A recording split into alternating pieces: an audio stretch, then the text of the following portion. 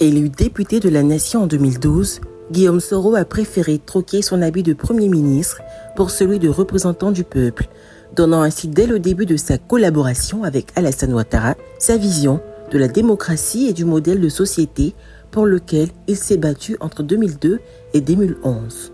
Malheureusement aujourd'hui, sous la Ouattari, il est possible que le même individu soit à la fois député, maire, président d'institution, Premier ministre et prestataire de services sans que cela ne choque personne. Le viol de la Constitution est chose normale tant qu'il s'agit des gardiens de la Constitution et en délit pour le reste des Ivoiriens. La vision de Guillaume Soro n'a pas varié et il se battra jusqu'à la dernière seconde de sa vie pour faire de la Côte d'Ivoire la patrie des possibles. Je viens à l'instant de remettre à son Excellence le Président de la République ma démission de mes fonctions de Premier ministre, ministre de la Défense.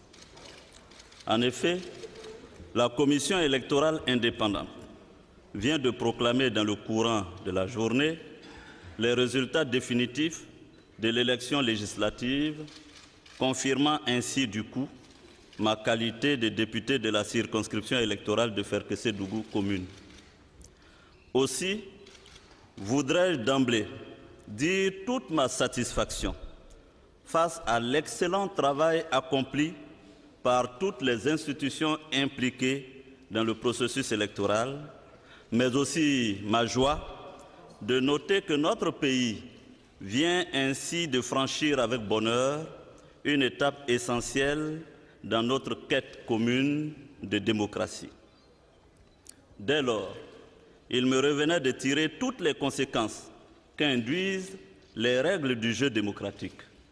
Ceci, de fait, le principe sacro-saint de la séparation des pouvoirs tel que l'a consacré notre Constitution. Vous l'aurez compris, cette situation, certes heureuse, entraîne cependant une incompatibilité entre mes fonctions précédentes au sein de l'exécutif et celles nouvelles au sein du législatif.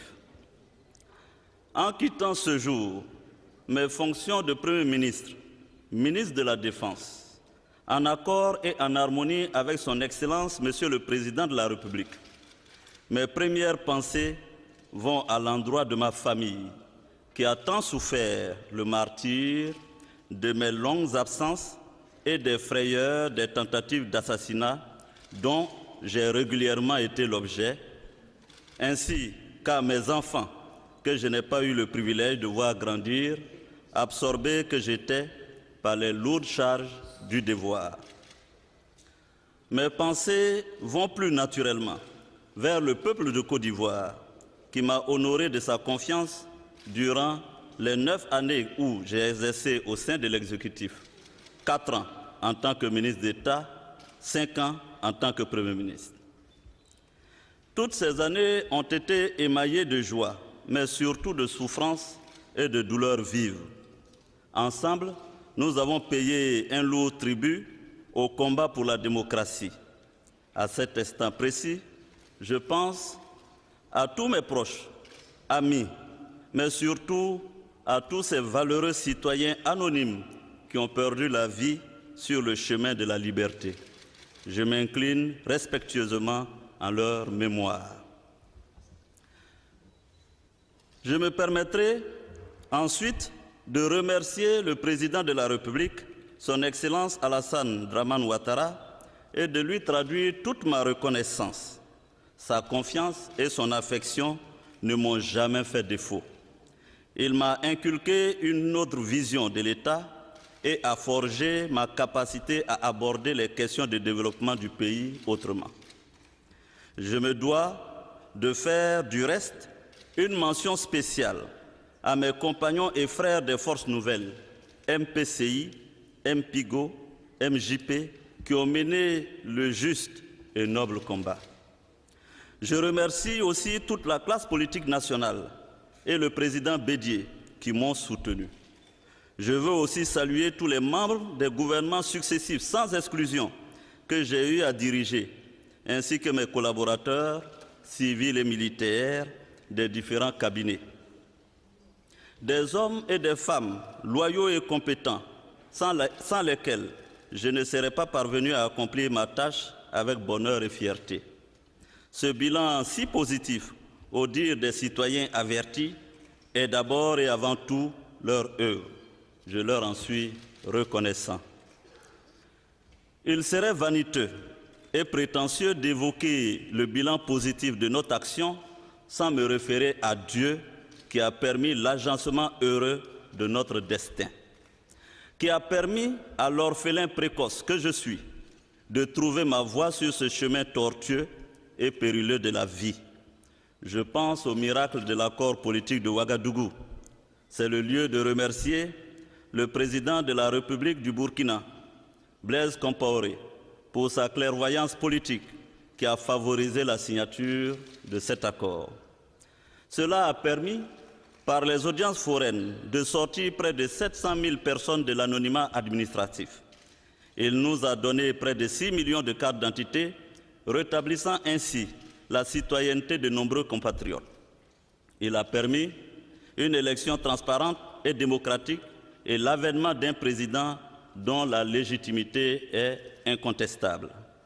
Mais surtout, ce combat a restitué la dignité à ces millions d'Ivoiriens qui s'étaient sentis humiliés et trahis par leur patrie toutes ces années durant. À tous, je dis merci pour les sacrifices consentis. Je ne serai pas complet si je ne fais pas mienne la sagesse qui dit qu'on ne peut servir sans nuire. Durant toutes ces années où j'ai eu à exercer au sommet de l'État, j'ai forcément contrarié certains compatriotes. Mes décisions ont pu nuire à d'autres. Je veux tout simplement demander pardon à la nation et à tous ceux qui ont souffert de ma gouvernance. Je prie Dieu pour qu'il trouve en ces petits mots simples, mais qui viennent du fond du cœur, l'apaisement. Je pars donc de la primature, le cœur léger, l'âme en paix, avec le sentiment du devoir bien accompli. Je reste et demeure à la disposition du président de la République. Je souhaite bon vent à la brillante personnalité qui ne manquera pas d'être nommée sous peu par le président de la République. Je l'assure d'emblée de tout mon soutien ainsi que celui de tous mes collaborateurs. Je réaffirme une fois encore ma disponibilité à servir mon pays en tant que député de la nation et disponible pour toute autre mission que le président voudra bien me confier.